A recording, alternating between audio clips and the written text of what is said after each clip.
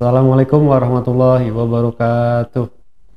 Alhamdulillahirabbil alamin. Wassalatu wassalamu ala asrofil anbiya'i wal mursalin wa ala alihi washabihi ajmain, amma ba'du. Puji syukur kepada Allah Subhanahu wa taala, berkat rahmat dan hidayahnya kita dapat bertemu lagi pada siaran Psikologi Podcast, khususnya pada Kultum Ramadan kali ini. Salawat serta salam semoga selalu tercurah kepada junjungan kita Nabi Muhammad SAW serta keluarga, beserta sahabat, hingga kepada kita selaku umatnya hingga akhir zaman yang menantikan syafaatnya di hari akhir nanti. Amin ya rabbal alamin. Pemirsa Psikologi Podcast yang dirahmati oleh Allah SWT, tidak terasa Ramadan sudah menjelang di ujung akhirnya. Semoga amal-amal ibadah yang telah kita lakukan selama bulan Ramadan ini bisa diterima oleh Allah SWT. Amin ya rabbal alamin. Salah satu amalan yang bisa dilakukan ketika Ramadan adalah makan sahur.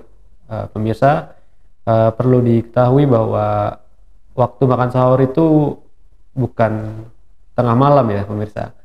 Kalau misalnya kita tengah malam dalam menyebutnya itu sahur, maka menjadi sesuatu yang kurang tepat. Karena sesungguhnya makan sahur yang paling utama dan dilakukan oleh Nabi Muhammad SAW adalah ketika menjelang subuh. Nah, ketika pemirsa melaksanakan makan sahur di tengah malam, misalnya jam 12, jam 1, ataupun jam 2, maka itu bukan makan sahur, tetapi makan malam. Nah, oleh karena itu, makan sahur ini perlu kita perhatikan waktunya, yaitu tepatnya sebelum terbitnya fajar shidik dan setelah dikumandangkannya azan fajar hizib. Pada zaman Rasulullah SAW, ketika Bilal sudah mengumandangkan azan hizib, maka itu waktunya sahur. Kemudian sahabat Nabi makan sahur itu hanya dengan kurma dan air putih. Nabi Muhammad SAW biasanya sahur hanya dengan 7 buah kurma dan beliau berpuasa sampai berbuka. Nah, secara historis sahur itu pada awal-awal disyariatkannya berpuasa di bulan Ramadan, sahur tidak serta-merta berbarengan untuk pensyariatannya, melainkan setelah beberapa kali berpuasa baru disyariatkan untuk makan sahur. Pensyariatan makan sahur itu dilatar belakangi oleh satu peristiwa, yaitu ketika sahabat Nabi yang bekerja di ladang kurma pada saat itu berpuasa di siang hari.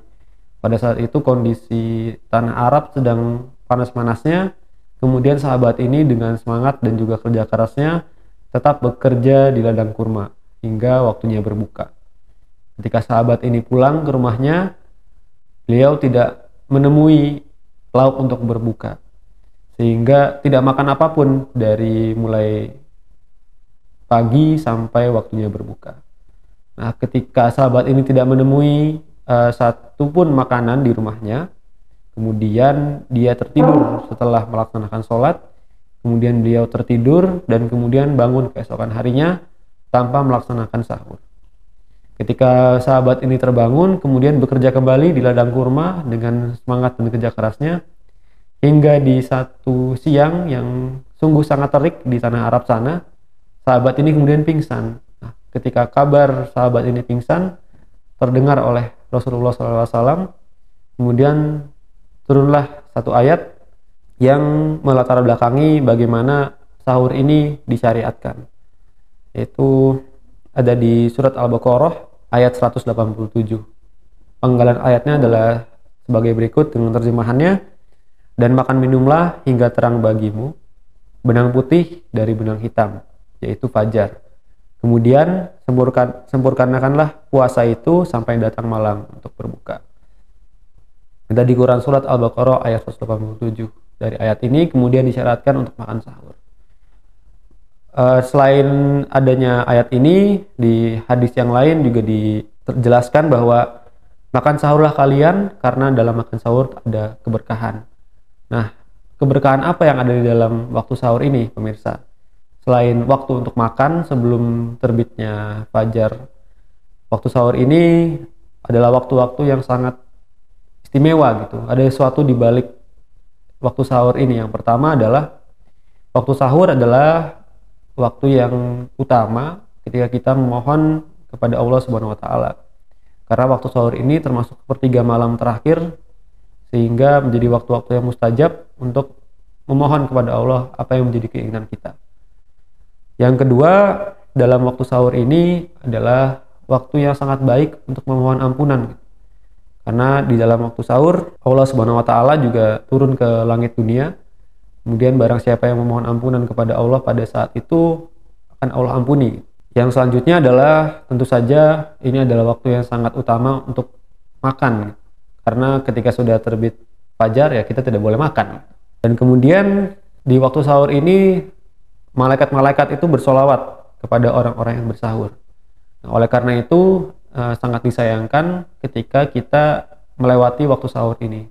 Meskipun waktu sahur sendiri bukanlah satu kewajiban ketika kita berpuasa ataupun bukan rukun dalam puasa, tetapi ada sesuatu di balik waktu sahur ini yang bisa kita manfaatkan dalam menjalani puasa di hari-hari berikutnya. Keberkahan dalam sahur juga salah satunya adalah kita mengikuti sunnah Nabi begitu. Karena Nabi juga sahur, beliau berpuasa dengan sahur terlebih dahulu. Perbedaannya umat Islam dengan umat-umat sebelumnya adalah di sahur ini pemirsa. Karena syariat puasa memang sudah ada di kaum-kaum sebelumnya, tetapi apa yang membedakan puasa umat Islam dengan umat-umat sebelumnya adalah di waktu sahur. Maka waktu sahur ini adalah waktu yang sangat-sangat diberkahi oleh Allah Subhanahu wa taala.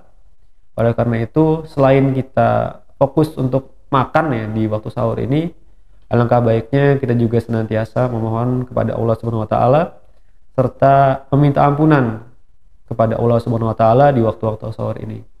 Kita senantiasa beristighfar dan juga memaksimalkan 10 hari terakhir ini dengan berdoa kepada Allah Subhanahu wa taala, memohon maaf dan memohon ampun kepada Allah atas dosa-dosa yang kita sudah lakukan selama ini.